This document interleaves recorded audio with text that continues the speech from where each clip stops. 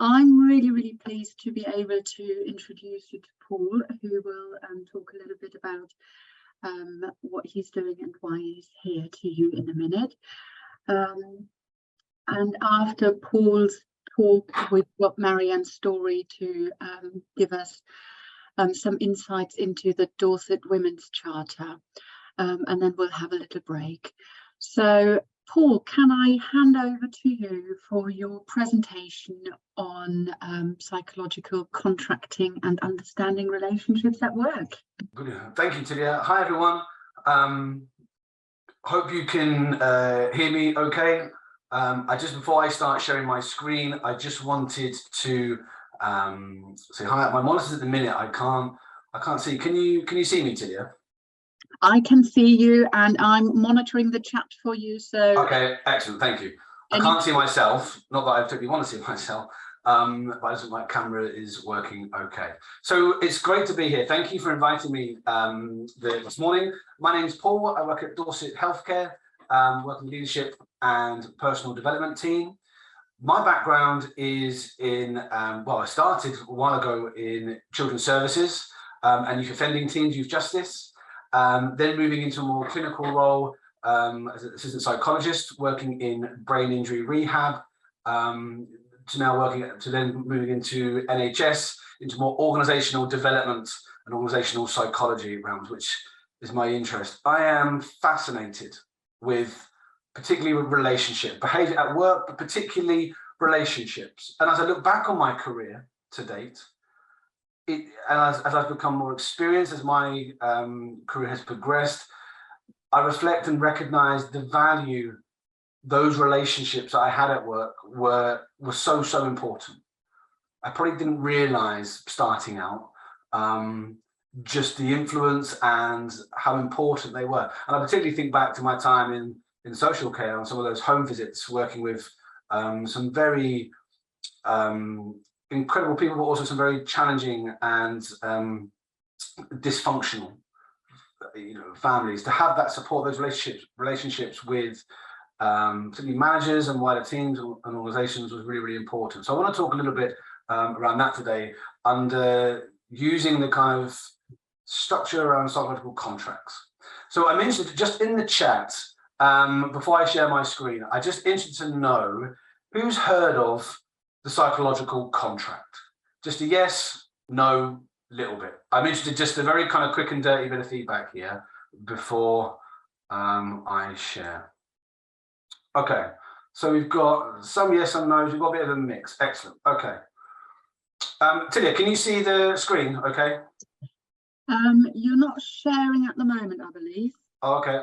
How about now? Yes. Excellent. Brilliant. So we've got. Again, if anything comes through the chat, do please let me know. Okay, so what are we talking about then? Psychological contract. And why is it so important? So today I want to hopefully give a bit of an overview and a bit of a flavour of the psychological contract. And I really like the model by Ralph et al. This what, so what, now what. So the what bit here is, well, what's the psychological contract? How might that, what's the kind of messaging? What's it about? What's it about? The so what being, why should we care? Is colleagues and leaders and managers, what's the value in understanding psychological contract? And the kind of now what, some practical tips and tricks about how this insight may inform our practice, particularly in the space of how we form, develop, maintain, repair relationships at work. Okay.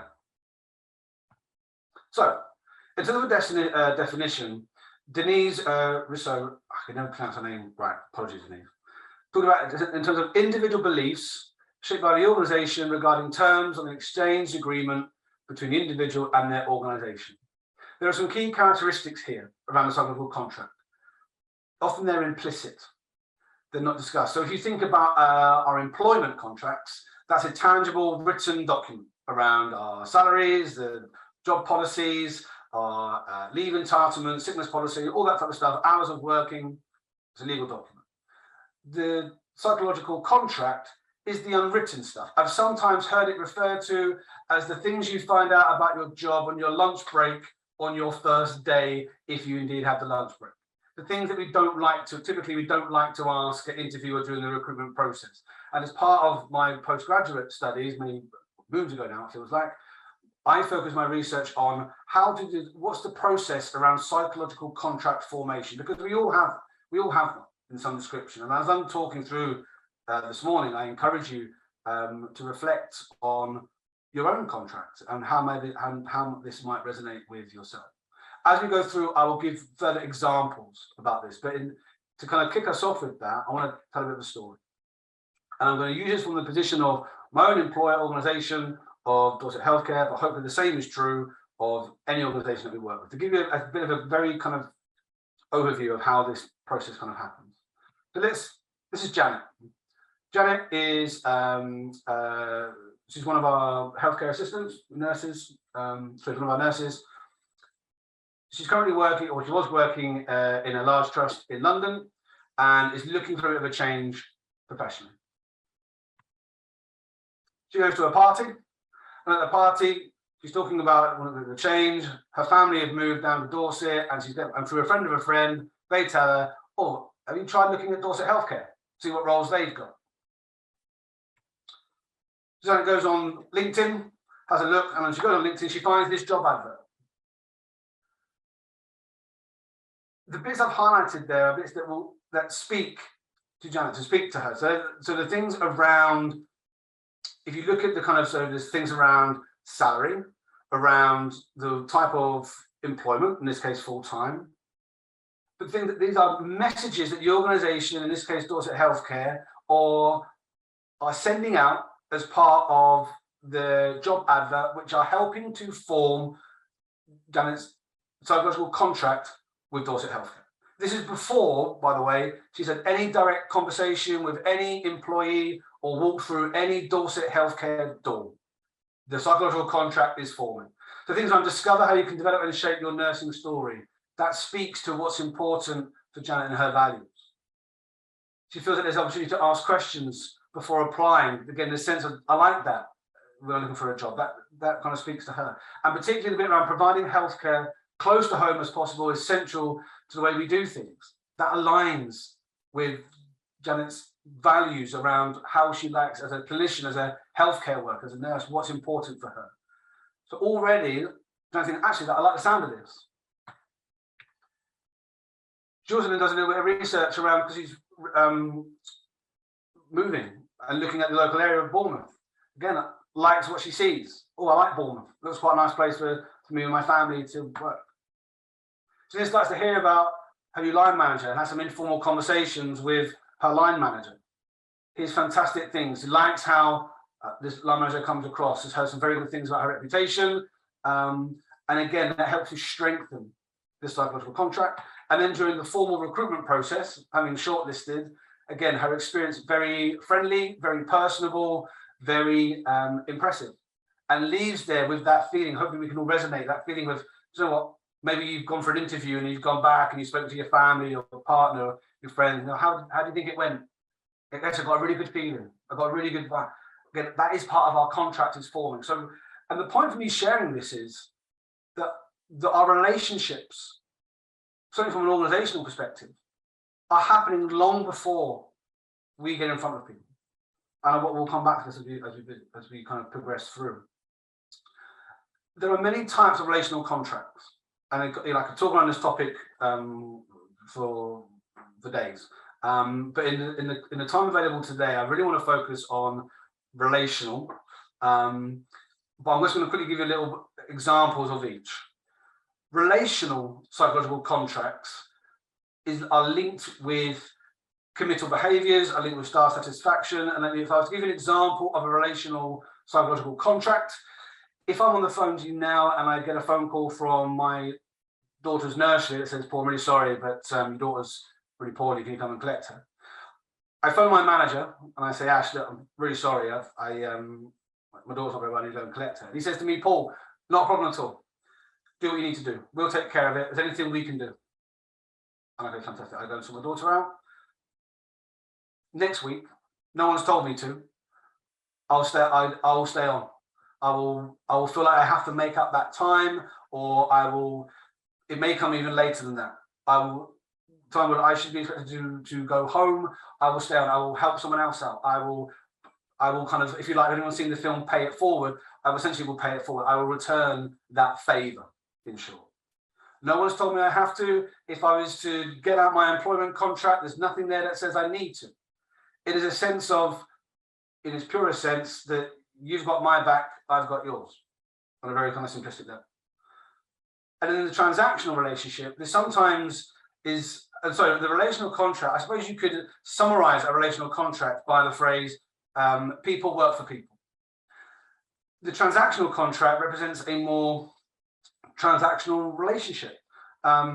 It may be, and I sometimes want to work with, do a lot of work with teams and managers, and I sometimes hear the phrase, well, Paul, Susie just comes in, she just comes in, does the bare minimum and goes. She doesn't go, and I hear this phrase a lot, doesn't go above and beyond. And that's always a phrase I find interesting. There's a lot of kind of to unpick there. But essentially, maybe our relationships are more fixed term. So you think about in the workplace, that may represent bank or agency or projects where we're working for an agreed amount of time. There isn't much as an investment around development or personal working. It's very kind of clear cut. We know where we are, and that works. And there's a place where you know that's kind of really important. But it's also recognizing that for some people, our relationships at work, in the relational, we may expect to see people more emotionally invested in the work that they're doing, with the people that they work with. Some that may have a more transactional relationship, those relational needs, emotional needs are getting met outside of work. So do you know what? I come in, I do what I need to do. I do a good job, by the way, but I go. So I'm not interested in some of the extracurricular extra bits. I come, I do what I need to do, and I go, and that's absolutely fine. So I think sometimes it's about understanding the types of contracts that we hold. So again, just in the chat, I want you to think about your psychological contract. I think there is a point of view and an argument, or a reflection at least, to think about, okay, who do we recognize that we hold our contract with? Is it our colleagues, our teams? Is it the line manager? Is it your directorate, the organization, or the profession? And I'm just interested, I just want people, as I'm talking through there, just in the chat, A, B, C, D, or E. I did try this on Slido, me and not friends at the minute. Doesn't seem to work this morning. But just in the chat, again, Tilly, I don't know is there a consensus on what's coming back in the chat?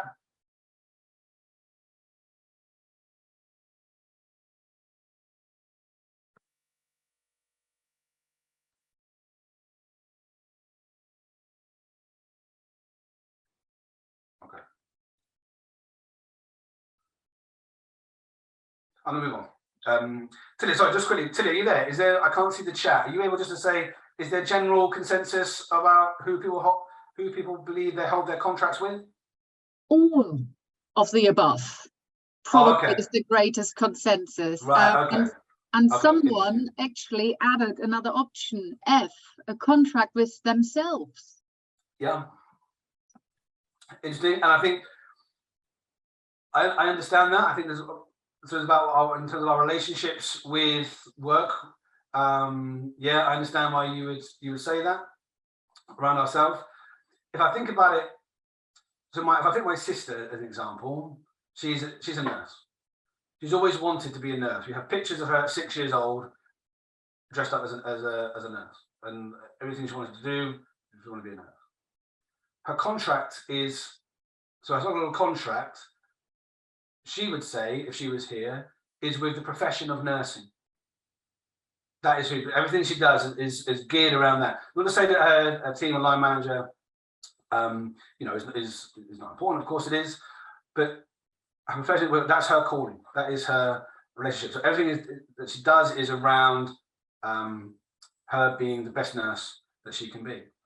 And I, as part of my studies, realized, saw a theme that came out that people can sometimes be more susceptible, tolerant of poor leadership and management because the contract is with the profession, for example. Again, in my days as a psychologist, one of my peers were on their doctoral programs. many as part of their doctorate will go on different placements and supervisors, and some would have better supervisors than others. Some would tolerate supervisors that maybe were not as inclusive. Many were, but there were some that weren't.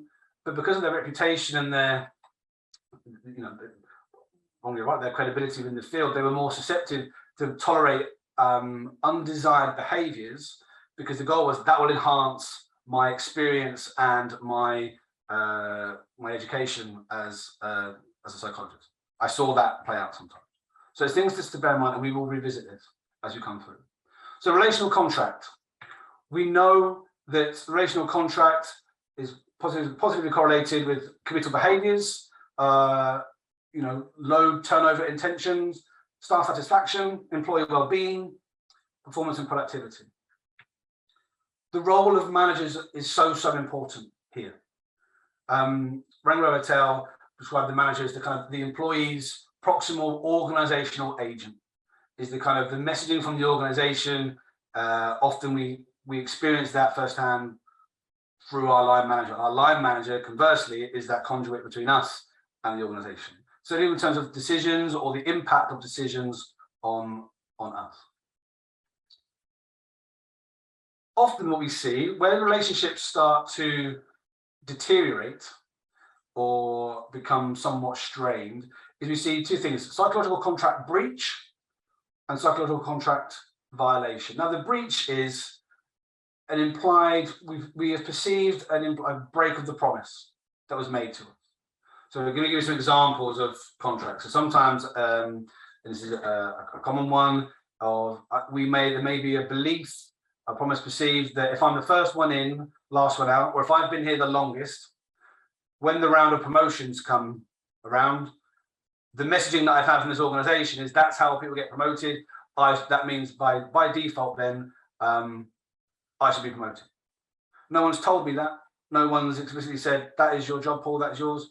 But that is maybe some of the messaging that's I've witnessed. So guess what? When that comes around and that doesn't play out as there, we then enter a kind of contract breach.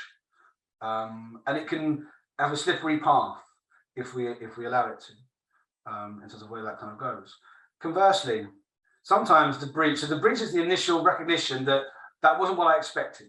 The promise has been broken here, implicitly, often. But sometimes that's okay, because it may be better. It may have worked out better than I thought. So through COVID, new ways of working. Well, I don't want to work.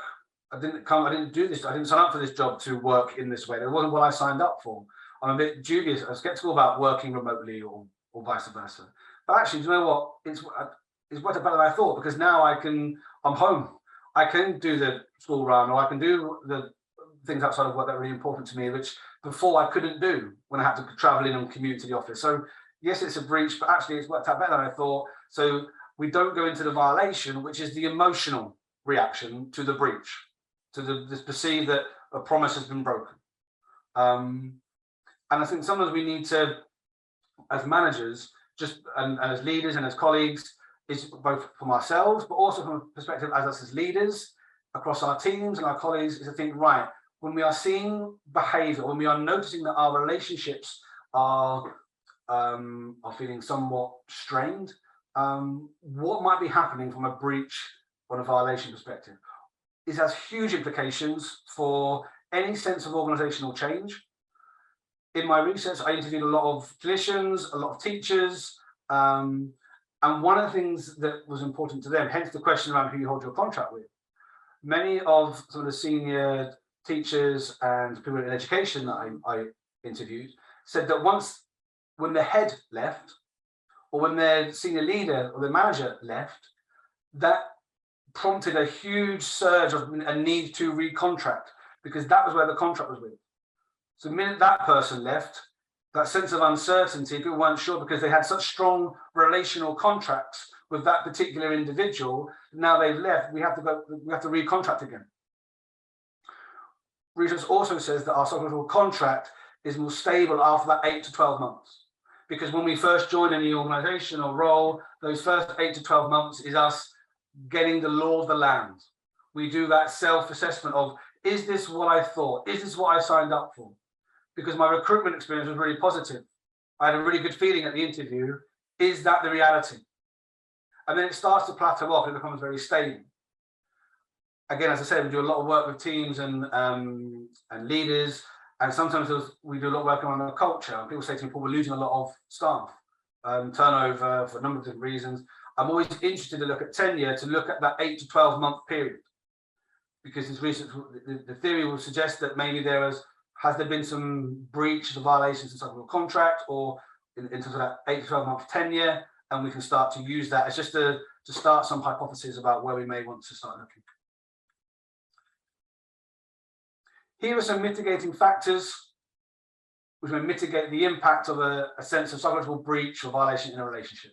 So about mistrust, and we've already heard, and it's, I echo those words absolutely around our ability to create trust is so important. The sense of distributive injustice around this is about perceived fairness of outcomes received. Again, thinking that could represent a whole raft of different things. That could be around opportunities for personal development, stretch assignments. That could be access to kind of flexible working arrangements, whatever that may be. But we perceive that there were outcomes promised to us. If that doesn't kind of aspire as we thought, there's a risk of breach. Perceived lack of organizational support around our well-being, or just support more generally in our roles from the organization. And then a self-identity threat that maybe we feel is not valued. Maybe that could present itself that we're not feeling that we are heard, or that our voice has been heard in the decision-making process, and we'll perceive from that that's because we're not valued in the organization.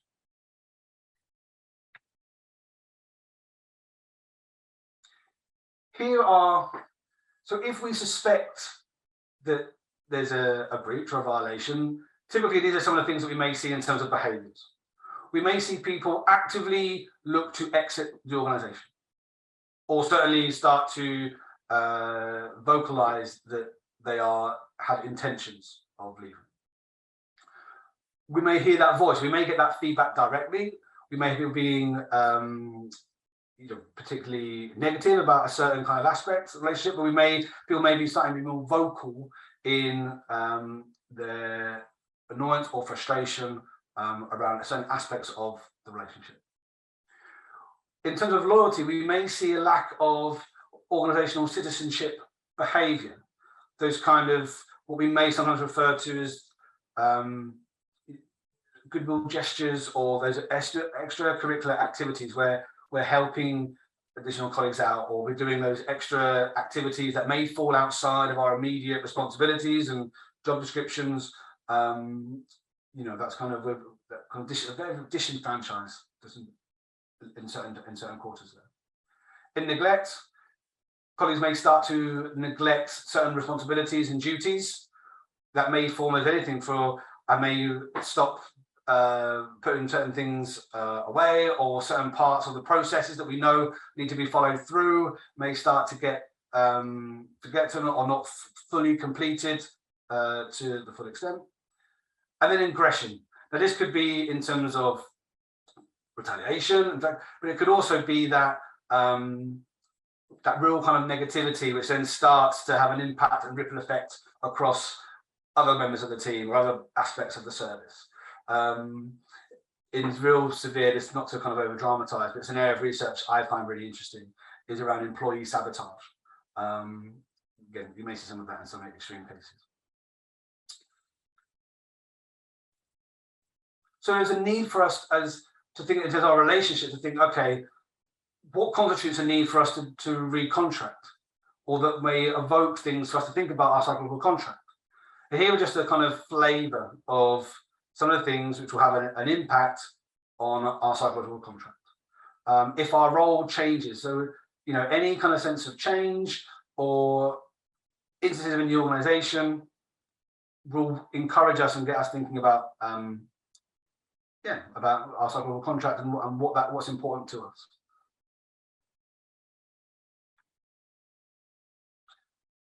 So here are hopefully some tangible kind of takeaways for us to particularly develop relational psychological contracts, relational contracts, relationships with others. It's about creating opportunities for small talk. Typically, I had them call those kind of water cooler conversations. That for many of us that are working remotely, those opportunities may not be as forthcoming as they were historically. So there's a challenge for us to how do we replicate those moments in our day-to-day business as usual. There's also importance that those moments where we talk about non-work related are fundamentally key to building those relationships and interpersonal connections within our teams. So anything from, did you watch I'm a Celeb last night, or what are your thoughts on this, or what you got planned the weekend? Those conversations are so important, and we need to have opportunities to do that. For those of us working in a predominantly virtual world, the MS Teams and the Zoom, I think, has made interactions very transactional. There's a sense that we only really have those connections, or I only contact with them if I have a need or an ask. Not always. We can fall into that trap. So really prioritizing time to have those conversations really important. Explicitly acknowledging good performance. The whole thing around psychological contracts is that they're implicit. And they govern our behavior in the relationship. So a really key thing here is about making the implicit explicit. Acknowledging good performance and behaviors. To be curious about the type of contract other people hold. And essentially that's really about understanding what's important to people when it comes to work. What do they get out of bed for? Why are they here?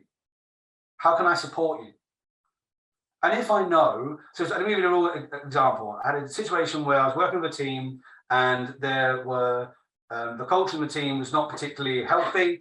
There were certain individuals identified who the rest of the team had perceived and held a view that this person was not as committed or much of a team player as they were, because they started at 9 and they finished at 5, and they were kind of there, didn't do any kind of didn't go, again, that phrase, above and beyond.